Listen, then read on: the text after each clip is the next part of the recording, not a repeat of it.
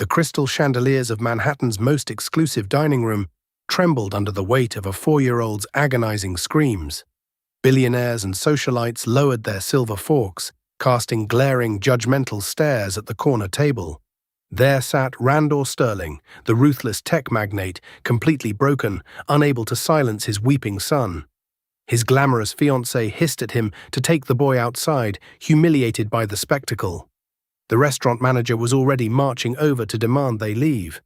That was the moment a 26-year-old waitress, carrying a tray of champagne, stepped right into the crossfire of wealth and wrath. She didn't offer a napkin or an apology. She looked the billionaire dead in the eye and said the one thing no one else dared to. "He doesn't need discipline, sir. He just needs a mom." The air inside L'Orchidée, Manhattan's notoriously impenetrable French restaurant, was usually thick with the scent of white truffles, aged Bordeaux, and silent predatory wealth.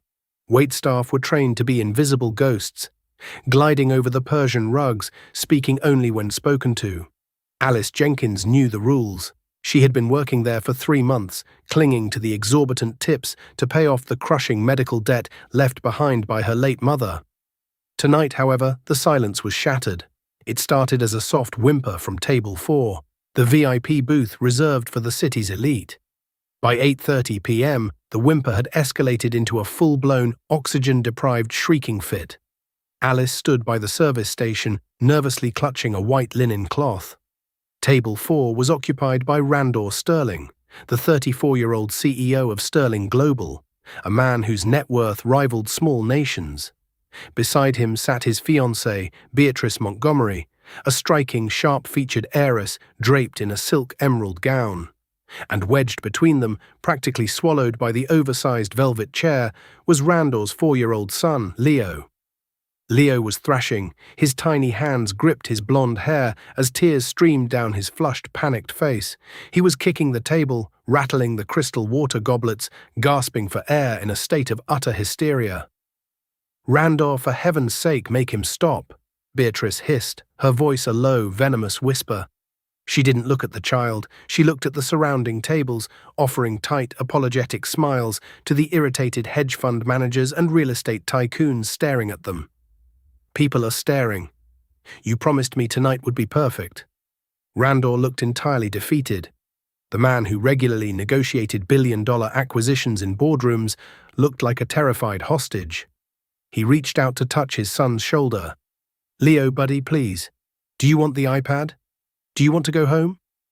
Leo flinched away from his father's touch, his cries growing louder, more desperate.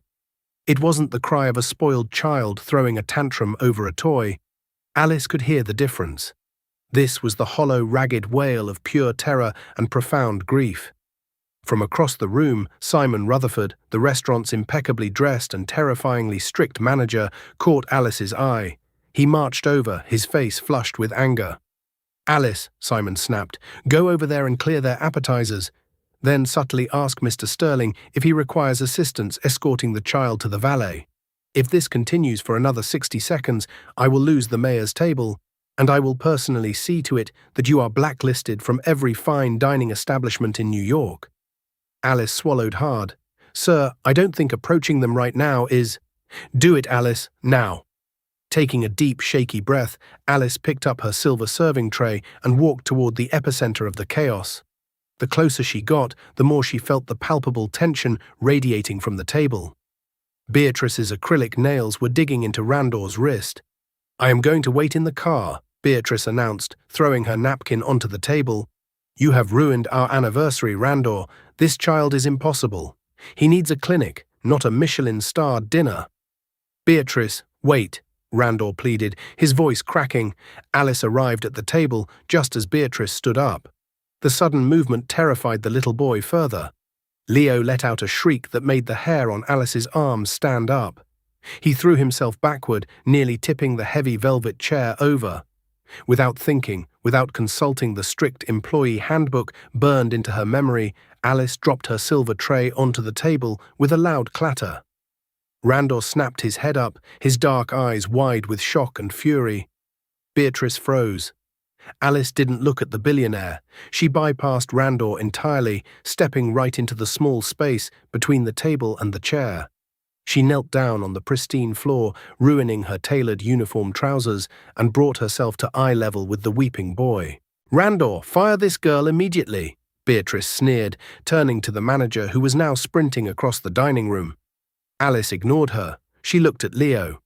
The boy's eyes were squeezed shut, his chest heaving. Alice reached out, not to grab him, but to gently place her palm flat against his small, trembling chest. "Breathe with me, sweetheart," Alice said softly, her voice a calm, steady anchor in the storm of the restaurant. "In and out." Leo didn't stop crying, but he opened his red, swollen eyes. He looked at Alice. "What do you think you are doing?" Randor demanded, his voice dropping to a dangerous baritone. "Take your hands off my son." Alice finally looked up at the billionaire. The raw exhaustion in Randor's eyes mirrored the boy's. She saw a man who was throwing money at a wound that couldn't be stitched with gold. "He's hyperventilating, Mr. Sterling," Alice said, her voice surprisingly steady. She looked past him to Beatrice, who was glaring at her with unmasked disgust. Then she looked back at Randor. "He's not throwing a tantrum, he's having a panic attack. Your fiancé thinks he needs a clinic, and you think he needs an iPad."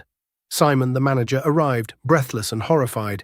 "Mr. Sterling, I am so incredibly sorry. This waitress is done. Alice, get up this instant." Alice didn't move. She kept her hand on Leo's chest, feeling his heartbeat fluttering like a trapped bird. She looked Randor dead in the eyes, her empathy overpowering her fear of losing her job. "He doesn't need discipline, sir," Alice said clearly, the words carrying just enough weight to cut through the silence of the room. "And he doesn't need to be sent away, he just needs a mom. Or at the very least, someone who looks at him like a child instead of an inconvenience." The entire restaurant seemed to gasp in unison. Simon turned a shade of violent purple. Beatrice gasped, her hand flying to her pearl necklace. Randor Sterling, however, froze. The anger instantly drained from his face, replaced by a shock so profound it looked as if Alice had physically struck him. Because the moment Alice had spoken those words, Leo's screaming abruptly stopped. The little boy uncurled his fists. He looked at Alice, let out one long, shuddering sigh, and practically collapsed forward, burying his tear-soaked face into Alice's shoulder. Alice instinctively wrapped her arms around him, pulling the little boy into a protective embrace.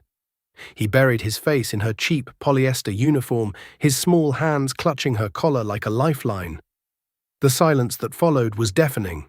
"I want her out of this building before I reach the lobby, Simon," Beatrice demanded, breaking the silence. Her voice was trembling with rage. "Randor, let's go." Randor didn't move. He stared at his son, who was now resting peacefully in the arms of a complete stranger. It had been nearly 2 years since his late wife, Vivian, had passed away in a tragic boating accident. Since that day, Leo had stopped speaking. The doctors called it selective mutism brought on by severe trauma. The tantrums, the night terrors, the absolute inability to self-soothe. Randor had hired the best pediatric psychiatrists in the world, the most elite British nannies, and none of them could do what this waitress had just done in 45 seconds. "Alice, you are terminated. Get your things and leave through the service elevator," Simon hissed, grabbing Alice's arm. Leo let out a panicked whimper at the sudden aggression, tightening his grip on Alice's neck. "Take your hand off her," Randor commanded. Simon let go as if Alice's arm had suddenly caught fire. "Mr. Sterling, I assure you—" "Simon, walk away," Randor said, his voice quiet but laced with an authority that left no room for argument. He turned to Beatrice. "Go to the car, B. I'll be down in a minute." "Randor, you cannot be serious. Are you taking the side of the help?" Beatrice's eyes narrowed into dangerous slits. "I am taking the side of my son, who is finally breathing," Randor replied coldly. "Go to the car." Beatrice scoffed, turning on her heel and marching out of the restaurant, her heels clicking aggressively against the marble floor. Randor slowly knelt down on the floor beside Alice. The proximity allowed Alice to see the dark circles under his eyes, the heavy burden of a man trying to keep the world spinning while his own universe had collapsed. "How did you do that?" Randor whispered, looking at Leo's peaceful face resting on Alice's shoulder. "I didn't do anything magical, Mr. Sterling," Alice said softly, rubbing the boy's back. "He was overstimulated, the noise, the lights, the tension. He just needed to feel grounded. My younger brother used to have severe anxiety attacks. You just have to make them feel safe. Randor studied her face. Alice wasn't glamorous like Beatrice. Her brown hair was tied back in a messy bun, her face was devoid of heavy makeup, and she looked exhausted. Yet there was a fierce, protective warmth radiating from her. "What is your name?" Randa asked. Alice Jenkins." "Well, Alice Jenkins," Randor sighed, running a hand through his dark hair. "It seems you've just lost your job." "It seems I have," Alice replied, a knot forming in her stomach as reality crashed down on her. The eviction notice sitting on her kitchen counter suddenly felt very heavy. "I have gone through 5 nannies in the last 6 months," Randor stated, his tone shifting back to the analytical, precise cadence of a CEO. "Leo terrifies them. He destroys his room, he screams for hours, and he hasn't spoken a single word in almost 2 years. Yet, he is holding on to you as if you are the only solid object in this room." Alice looked down at the boy. "He's hurting." "I know," Randor said, his voice breaking for a fraction of a second before he composed himself. He reached into his tailored suit jacket and pulled out a sleek matte black business card. He handed it to her. "I will pay you triple whatever you were making at this restaurant, plus full benefits, a private suite in my home, and a signing bonus enough to clear whatever debts you currently hold." Alice's eyes widened. She stared at the card. "Mr. Sterling, I'm a waitress. I have a degree in English literature, not early childhood development. I'm not a nanny." "I don't need a professional with a clipboard, Alice. I've had those. They don't work," Randor said, his intense gaze locking onto hers. "You said it yourself. He needs a mother figure. He needs someone who actually sees him." "I am desperate, Alice. Please." Alice looked from the card to Randor and finally to the little boy who was now fast asleep in her arms, his breathing slow and steady. The idea was insane, moving into a billionaire's mansion, navigating the hostile waters of high society, and dealing with a fiancé who already wanted her head on a spike. But as she thought of the mounting medical bills from her mother's failed cancer treatments and the sheer desperation in Randor's eyes, she knew she didn't have a choice. "When do I start?" Alice asked. The Sterling estate was located in the wealthy enclaves of the Hamptons, a sprawling modern architectural marvel of glass, steel, and cold grey stone overlooking the restless Atlantic Ocean.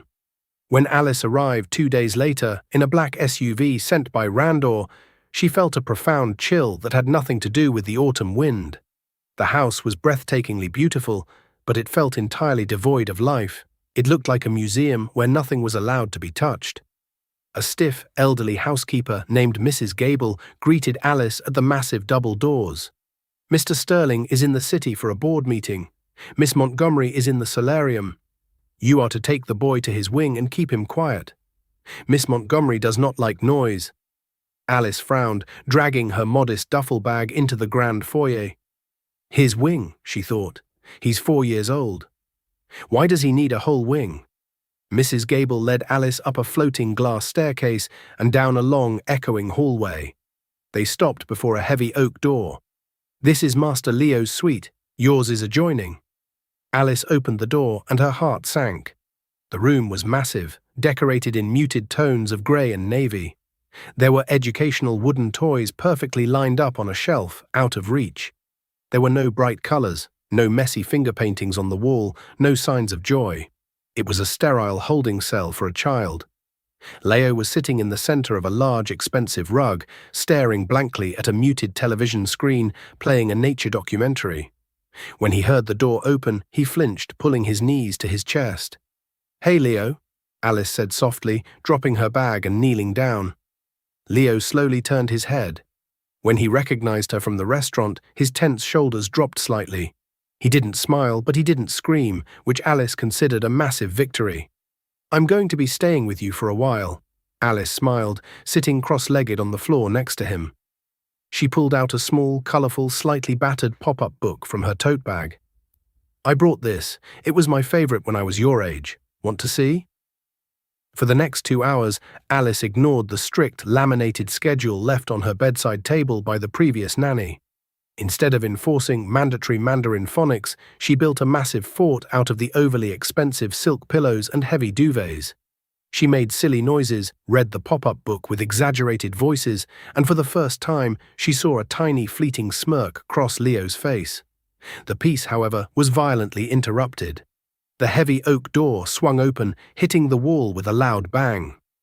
Beatrice marched in, wearing a pristine white cashmere lounge set, holding a glass of white wine. Her eyes scanned the chaotic room, locking onto the pillow fort with absolute horror. "What in God's name is going on in here?" Beatrice shrieked. Leo immediately scrambled backward, hiding behind Alice, his small hands gripping the back of her sweater tightly. He started shaking. Alice stood up, keeping her body positioned between Beatrice and the boy. "We were just playing, Miss Montgomery." "Playing?"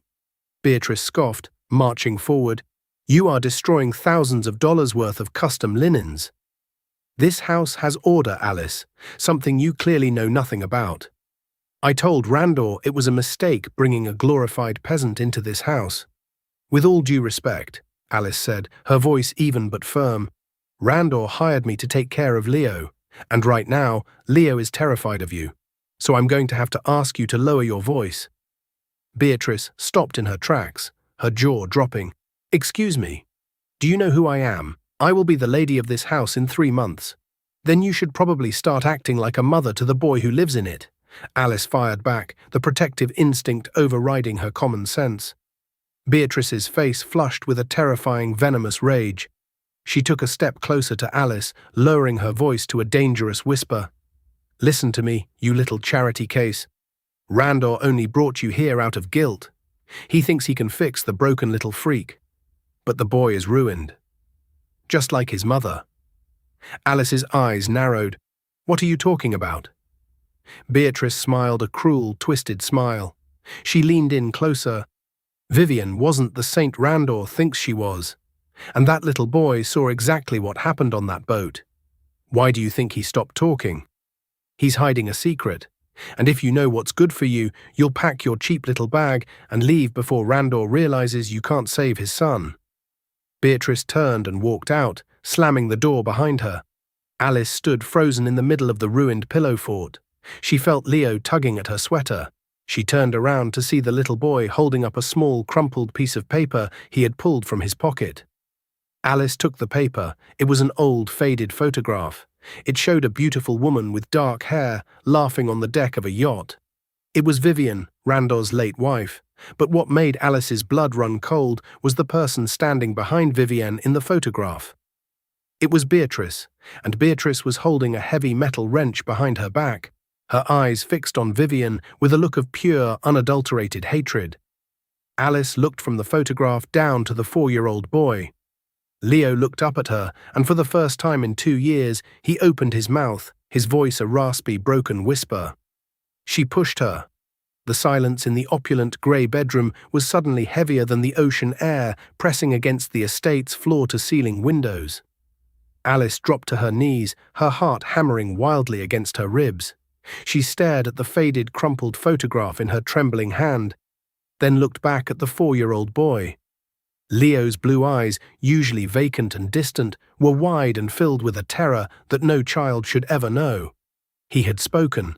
After 2 years of absolute medically diagnosed silence, his first words were a murder accusation against his future stepmother.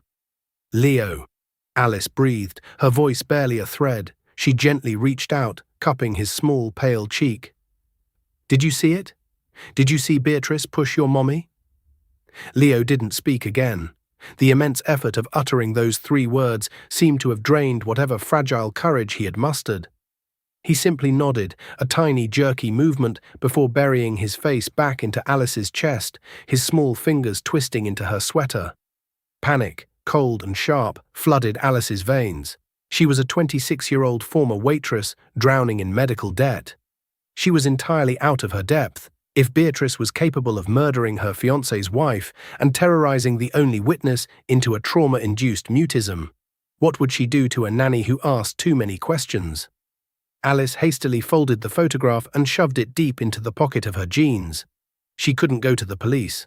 Not yet. Beatrice Montgomery came from old Manhattan money. She had lawyers on speed dial who could make a girl like Alice vanish without a trace, and she couldn't go to Randor either. Why would a grieving billionaire believe a stranger he hired 3 days ago over the woman he was about to marry? She needed irrefutable proof. "Okay, sweetheart," Alice whispered, rocking Leo gently. "Your secret is safe with me. I promise you, Leo, I'm going to protect you." 2 hours later, the heavy hum of a helicopter engine rattled the glass of the solarium downstairs. Randor had returned from the city. Alice stood at the top of the glass staircase, holding Leo's hand. The boy's grip was incredibly tight. Below them, the front doors opened and Randor strode in, shedding his tailored suit jacket. He looked exhausted, the lines around his eyes etched deeper by the stress of running a global empire. Before Randor could even call out for his son, Beatrice materialized from the drawing room. The venomous, cruel woman who had threatened Alice earlier was gone.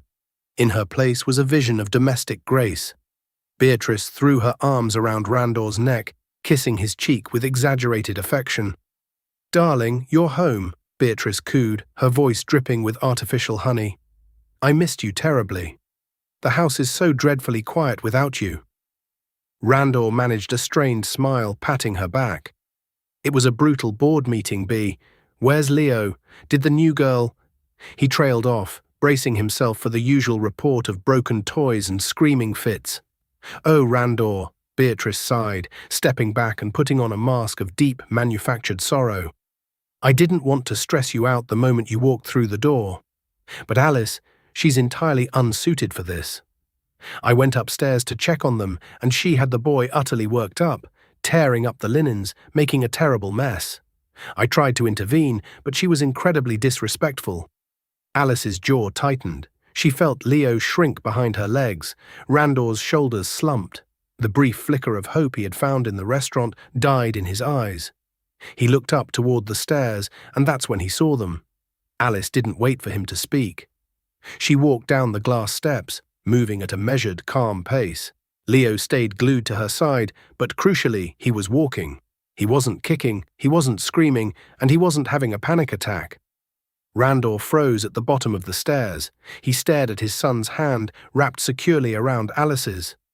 "Good evening, Mr. Sterling," Alice said politely, completely ignoring Beatrice's furious glare. "Leo and I had a wonderful afternoon. We read some books and built a fort. He ate a full plate of sliced apples and peanut butter, and he hasn't cried once." Randor looked from Alice to Beatrice, confusion warring with sheer desperate relief. He ate?" "A full plate," Alice confirmed, offering a warm smile to the billionaire. "He's exhausted now, though. I was just about to run his bath." Beatrice's face tightened, a vein pulsing slightly at her temple. "Randor, she is lying. The room is a disaster area. You cannot trust this woman." Randor ignored his fiancée. He took a slow step forward, dropping to one knee so he was eye level with his son. "Hey, buddy," he whispered, his voice thick with emotion. "Did you have a good day?" Leo looked at his father. Then he looked at Beatrice, standing behind him. The boy's eyes widened, and he immediately hid his face in Alice's skirt, refusing to engage. Randor sighed, the familiar sting of rejection washing over him, but he stood up and looked at Alice with profound gratitude. "Thank you, Alice. Truly." "He just needs time, Mr. Sterling," Alice said softly, her eyes flickering to Beatrice for a fraction of a second. "And a safe environment." By 2 a.m., the massive Hamptons estate was silent, swallowed by the darkness and the rhythmic crashing of the ocean outside. Alice lay awake in her adjoining room, fully dressed, listening to the soft, even breathing of Leo through the baby monitor. She slipped out of bed, her socked feet making no sound on the hardwood floor. If she was going to expose Beatrice, she needed to know exactly what the official story was regarding Vivienne's death. Randor's private study was on the ground floor, a fortress of mahogany and leather where he kept his most sensitive documents. Alice navigated the dark, cavernous hallways with agonizing slowness. Every creak of the floorboards sounded like a gunshot. She reached the heavy double doors of the study. Miraculously, they were unlocked. She slipped inside, closing the door softly behind her, and clicked on a small brass desk lamp. The room smelled of expensive scotch and old paper. She moved behind the massive oak desk and began opening drawers. Most were locked, but the bottom right filing cabinet slid open with a soft shh. Her fingers danced over the meticulously labeled tabs. Financials, mergers, real estate. And then, tucked in the very back, a thick, unlabeled manila folder. Alice pulled it out and opened it on the desk. Her breath hitched. It was a private investigator's dossier. The name on the letterhead belonged to a highly exclusive Manhattan firm, Nathaniel Harrington, Private Intelligence. The file was dated just weeks after Vivian's death. Alice skimmed the reports. The official police narrative was a tragic accident. Vivian, an experienced sailor, had slipped on the wet deck of the family yacht during a sudden squall and struck her head, falling overboard. But Harrington's notes told a different story. The investigator had found inconsistencies. The weather reports didn't indicate a severe squall at the time of death. Furthermore, the medical examiner's preliminary notes, which had mysteriously been sealed, suggested the blunt force trauma to the back of Vivian's head was inconsistent with a simple fall. Alice's eyes darted down the page, landing on a highlighted paragraph that made her stomach drop. Witness statements. Only 3 people were on board the yacht. Randor, who was asleep in the lower cabin, Vivian and Beatrice Montgomery, Vivian's supposedly best friend. Beatrice had been the one to alert Randor. Beatrice had been the one to identify the body when it washed ashore. And Beatrice, leveraging her family's political connections, had pressured the local precinct to close the case quickly, to spare the Sterling family further public agony. "You won't find the missing puzzle piece in that folder, child." Alice gasped, spinning around so fast she nearly knocked the brass lamp off the desk. Standing in the shadows near the doorway was Mrs. Gable, the stern, elderly housekeeper. She was wearing a thick flannel robe, her hands clasped tightly in front of her. "Mrs. Gable," Alice stammered, her heart doing somersaults. I was just looking for a pen. I couldn't sleep." "Do not insult my intelligence, Alice," Mrs. Gable said, stepping fully into the dim light. Her face, usually carved from stone, looked incredibly tired, carrying the weight of a secret she had borne for too long. "I've been watching you. You are the first person in 2 years who hasn't looked at that boy like he is a monster. You look at him like he is a victim." Alice swallowed hard, realizing there was no point in lying. "He is a victim, Mrs. Gable, Beatrice. She did it, didn't she?" Mrs. Gable walked over to the desk, her eyes falling on the open dossier. Vivian Sterling was a light in this dark house. Beatrice was a parasite, clinging to her, coveting her life, her husband, her wealth. The day they came back from that boat without her, I saw the look in Beatrice's eyes. It wasn't grief. It was triumph. "Then why didn't you say anything to Randor?" Alice pleaded. "With what proof?" Mrs. Gable retorted bitterly. "A housekeeper's intuition against the Montgomery family fortune. They would have crushed me.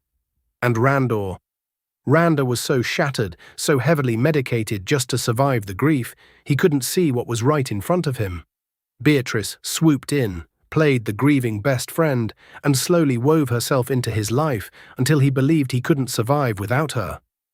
Mrs. Gable reached into the pocket of her robe. She pulled out a small silver flash drive and set it on the desk next to the file. "What is this?" Alice asked.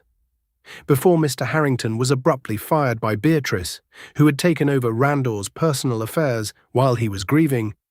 "He gave me this," Mrs. Gable said softly. "He told me to keep it safe until Randor was ready to see the truth. But Randor has never been ready, and now the wedding is 3 months away." Alice picked up the cold metal drive. "What's on it?" "The marina security footage from the day they returned," Mrs. Gable answered, her voice dropping to a harsh whisper. "It doesn't show the murder, but it shows Beatrice carrying something off the boat wrapped in a towel. Something heavy. Something that looked remarkably like the wrench missing from the yacht's engine room." Alice tightened her fist around the flash drive, the pieces of the nightmare finally coming together. She had the photograph from Leo, she had the investigators' hidden doubts, and now she had this. "Tomorrow," Alice said, a new fierce determination settling over her. "Tomorrow I'm taking this to Randor." "Be careful, Alice," Mrs. Gable warned, turning to leave. "Beatrice is a cornered snake. If she realizes you are a threat to her new empire, she won't hesitate to remove you. Just like she removed Vivian." The morning sun over the Hamptons was blindingly bright, casting sharp, unforgiving shadows across the immaculate lawns of the Sterling estate. Alice stood in front of her bathroom mirror, gripping the edges of the marble sink. In her right pocket sat the crumpled photograph Leo had given her. In her left, the cold silver flash drive from Mrs. Gable. Today was the day. Randa was working from his home office, a rare occurrence that Alice knew she had to capitalize on. She couldn't let Beatrice intercept her. Alice walked into Leo's room. The little boy was already awake, sitting on the edge of his bed, staring blankly out the window. "Morning, buddy," Alice said softly, kneeling in front of him. "I need to go talk to your dad for a few minutes. Mrs. Gable is going to come sit with you, okay? I promise I'll be right back." Leo's eyes darted to the door, a flicker of panic crossing his face. He grabbed Alice's sleeve. "I know," Alice whispered, covering his small hand with hers. "I'm going to make sure she can never hurt you again, I promise." Mrs. Gable arrived moments later, carrying a tray of warm oatmeal. She gave Alice a single solemn nod. The unspoken agreement hung heavy in the air. Alice walked down the grand glass staircase, her heart thumping against her ribs like a trapped bird. She navigated the long corridor leading to Randor's private wing. As she approached the heavy oak doors of his office, she rehearsed the opening line in her head. "Mr. Sterling, you need to look at this. Please, just look at it before you say anything." She reached for the brass handle, but before her fingers could make contact, the door swung open. It wasn't Randor. Beatrice stood in the doorway, wearing a tailored crimson dress that looked entirely out of place for a Tuesday morning at home. Her perfectly manicured hand was resting on the doorframe, blocking Alice's path. Her eyes, usually cold and calculating, were practically vibrating with malice. "Looking for Randor," Beatrice purred, her voice dangerously low. "Yes," Alice said, keeping her chin up, refusing to back down. "Is he in?" "He stepped out to take a call with the Tokyo office on the terrace," Beatrice replied, stepping out of the office and pulling the heavy doors shut behind her. She moved closer to Alice, invading her personal space. "But I'm so glad you're here, Alice. I wanted to talk to you about your nocturnal habits." Alice's stomach plummeted. She knows. "I don't know what you're talking about," Alice said evenly. "Don't play coy with me, you pathetic little gold digger," Beatrice hissed, her polished facade dropping instantly. "I have security cameras linked directly to my phone. Did you really think you could skulk around the study at 2 in the morning without me knowing? Did you really think you and that decrepit housekeeper could plot against me in my own home?" "It's not your home," Alice fired back, the adrenaline overriding her fear. "And I know what you did, Beatrice. I know about the wrench. I have the private investigator's file, and I have the security footage from the marina." Beatrice laughed. It was a dry, hollow sound that echoed terrifyingly down the empty hallway. "Oh, sweetheart," Beatrice mocked, tilting her head. "You have nothing. I went into the study at 4 a.m., right after you scurried back to your room. The flash drive is gone, smashed to pieces and currently sinking to the bottom of the Atlantic." Alice's hand instinctively flew to her left pocket. It was empty. She had left the drive on her nightstand when she went to shower, only slipping it into her pocket right before leaving her room. Or so she thought. Beatrice must have slipped into her room while she was in the bathroom. "Looking for this?" Beatrice taunted, pulling the crushed, mangled remains of the silver flash drive from her clutch. "You really are out of your depth, Alice. You're a waitress who pours cheap champagne for people who run the world. Randor is a billionaire. I am a Montgomery. Do you honestly believe he will take the word of a hired servant over the woman he is about to marry?" "He will when he sees the proof," Alice said, her voice shaking slightly. "There is no proof," Beatrice sneered, taking a menacing step forward. "Vivian fell. It was a tragic accident. The police closed it. The medical examiner signed off on it. You are a delusional, desperate girl trying to extort a grieving family, and when Randor hears about this, he won't just fire you. I will personally ensure you go to federal prison for corporate espionage and attempted blackmail." "You killed her," Alice breathed, horrified by the absolute lack of remorse in the woman's eyes. "She was your best friend, and you murdered her for her husband's money." "I took what was owed to me," Beatrice snapped, her face twisting into an ugly snarl. "Vivian was weak. She didn't deserve this empire. She didn't deserve Randor." And that defective little brat upstairs is just a lingering mistake I have to endure until I can ship him off to a boarding school in Switzerland. You stay away from Leo, Alice warned, her fists clenching. Or what? Beatrice laughed. Suddenly the heavy glass doors at the end of the hallway slid open. Randor walked in, his phone pressed to his ear, his brow furrowed in concentration. He ended the call and looked up, spotting the two women standing in the tense standoff outside his office. "Everything all right here?" Randor asked, his sharp eyes darting between Alice's pale face and Beatrice's suddenly shifting demeanor. In a fraction of a second, Beatrice transformed. The vicious predator vanished, replaced by a trembling, tearful victim. She let out a choked sob and ran toward Randor, burying her face in his chest. "Randor, thank God," Beatrice cried, her shoulders shaking violently. "It's Alice. I caught her in your office. She was trying to steal files from your safe. When I confronted her, she threatened me, Randor. She said if I didn't pay her, she would go to the press and tell them terrible things about us." Alice stood frozen in absolute disbelief at the sheer audacity of the performance. Randor's arms wrapped instinctively around his fiancée, but his eyes locked onto Alice. The gratitude he had shown her the day before was gone, replaced by the terrifying cold fury of a CEO who realized he had been betrayed. "Alice," Randor said, his voice dropping to a dangerous, icy baritone, "is this true?" "No. Mr. Sterling, it's a lie," Alice pleaded, taking a desperate step forward, her voice cracking under the immense, crushing weight of the accusation. "She's lying to you. She stole the flash drive from my room this morning. She was in the study. She knows I found the investigator's file." "Quiet," Randor's voice boomed down the grand, echoing hallway. It wasn't just a shout, it was a physical force, the kind of booming, resonant authority that terrified boardrooms and commanded global industries. He gently pushed Beatrice behind his broad shoulders, physically shielding her as he glared at Alice with absolute, unadulterated contempt. "I brought you into my home. I paid off your debts. I trusted you with my fragile son.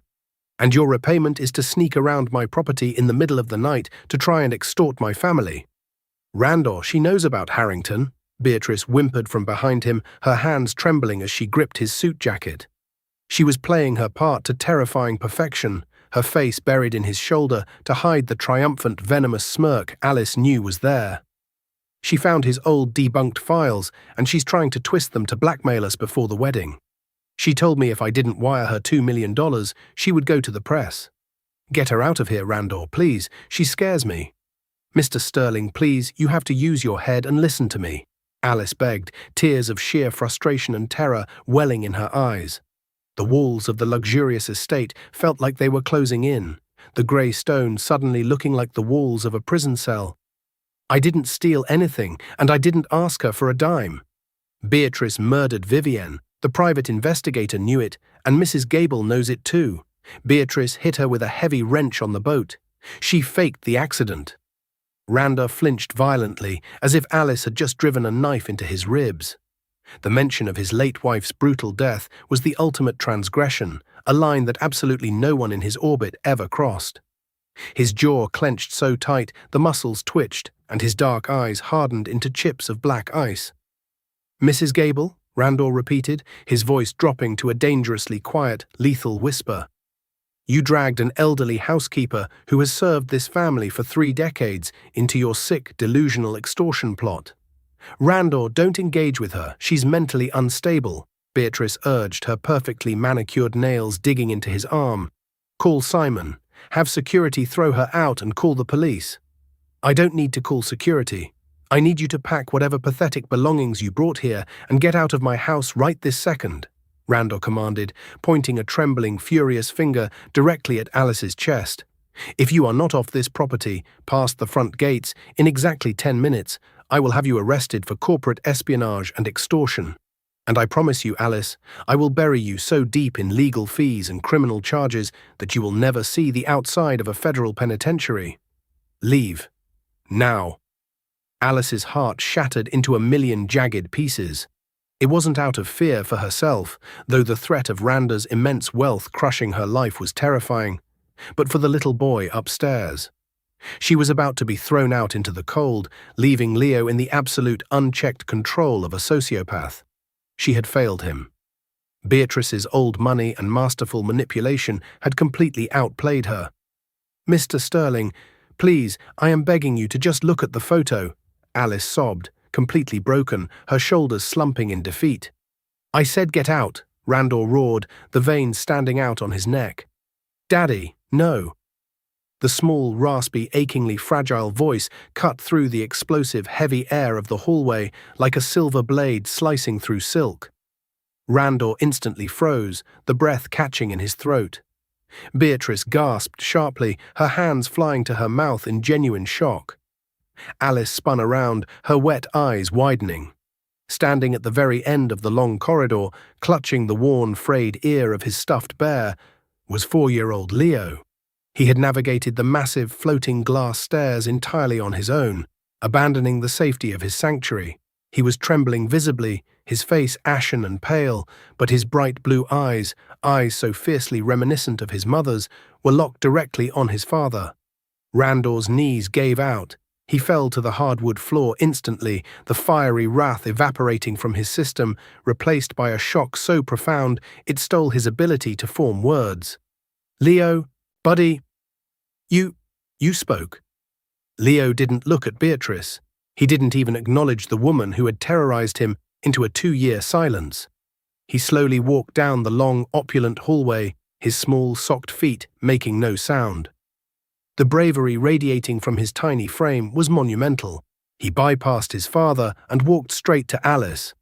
Reaching into the front pocket of his small denim overalls, he pulled out the crumpled, faded piece of photographic paper he had kept hidden for 24 agonizing months. He handed it directly to Alice, his small fingers brushing hers. Then he turned to face the billionaire. "She hit Mommy," Leo said. His voice was stronger this time, the raspy rust stripped away, echoing with the terrible, undeniable truth of a trauma finally being dragged into the light. With the heavy metal, Mommy fell in the water. She didn't help Mommy, she just watched. Randor stopped breathing. The air was sucked out of the hallway. He stared at his 4-year-old son, the boy he had dragged to dozens of elite psychiatrists, the boy he had believed was hopelessly broken. The boy who had merely been surviving in a prison of silence because the monster who destroyed his world was sleeping down the hall. Alice unfolded the crumpled photograph with shaking hands. She didn't say a word, she just stepped forward and held it out to Randor. Randor took the paper. His hands were shaking so violently he nearly dropped it. He stared at the image. It was a candid, slightly overexposed Polaroid taken on the aft deck of their luxury yacht. Vivian was in the foreground, wearing her favorite white linen dress, her dark hair blowing in the sea breeze. She was laughing brightly at the camera, her back turned to the cabin. But behind her, partially obscured by the heavy fiberglass door, stood Beatrice. The image was a nightmare captured on film. Beatrice's face was contorted into a mask of pure, unadulterated hatred. A feral, jealous rage that Randa had never seen before. Her hands were gripping a heavy, rusted engine wrench, and she was in the terrifying motion of raising it high above her head, aimed directly at the back of Vivian's skull. It wasn't the exact moment of impact, but it was the undeniable, horrific prologue to a murder.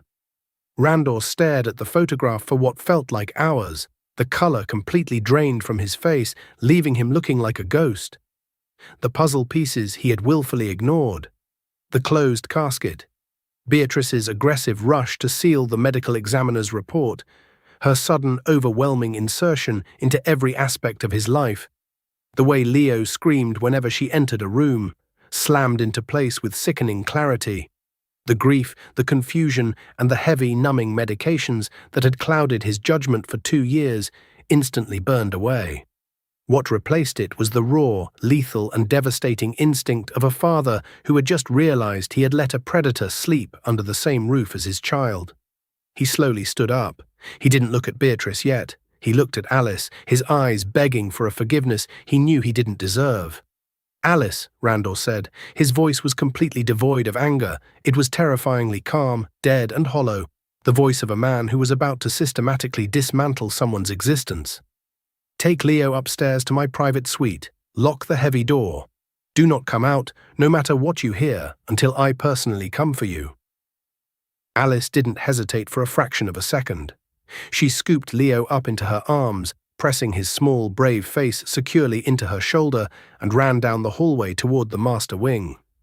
"Randor," Beatrice stammered, taking a terrified, uncoordinated step backward. The master manipulator had finally run out of cards, and she knew it.